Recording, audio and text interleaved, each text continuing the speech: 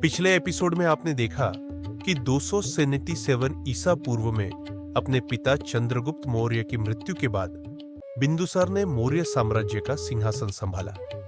विशाल साम्राज्य हिंदू कुश से बंगाल तक फैला था, लेकिन बिंदुसार की नजरें दक्षिण के उपजाऊ दक्कन के पठार पर टिकी थीं। अपनी बुद्धिमानी और रणनीतिक सोच के लिए प्रसिद्ध बिंदुसार ने पाटलिपुत्र में अपने मंत्रियों और जनरलों की परिषद बुलाई। उन्होंने घोषणा की कि दक्कन के पठार को जीतने से अपार संपत्ति और व्यापार मार्गों की मजबूती मिलेगी। मंत्रियों ने उनकी दृष्टि को पहचाना और अपना समर्थन देने की शपथ ली, जिससे बिंदुसार ने अपने दक्षिणी अभियान की तैयारियां शुरू कर दी। मौर्य सेना, जो अपनी अनुशासन और शक्ति के लिए जानी जाती थी, दक्षिण की ओर कूच की। बिंदुसार ने चार्ज का नेतृत्व किया। उनकी उपस्थिति ने उनके सैनिकों में आत्मविश्वास और दृढ़ संकल्प को प्रेरित किया।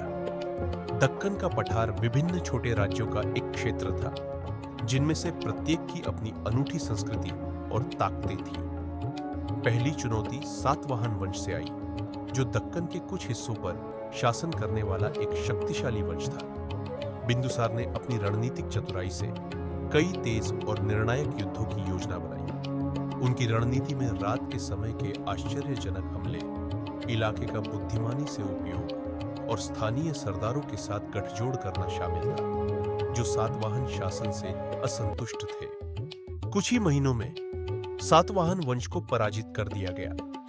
बिंदुसार ने उदारता का परिचय देते हुए स्थानीय शासकों को मौर्य अधिराज्य के तहत अपने पदों को बनाए रखने की अनुमति दी। इस उदारता की नीति ने उन्हें नए विजय प्राप्त क्षेत्रों की वफादारी जीतने में मदद की और स्थिरता सुनिश्चित की।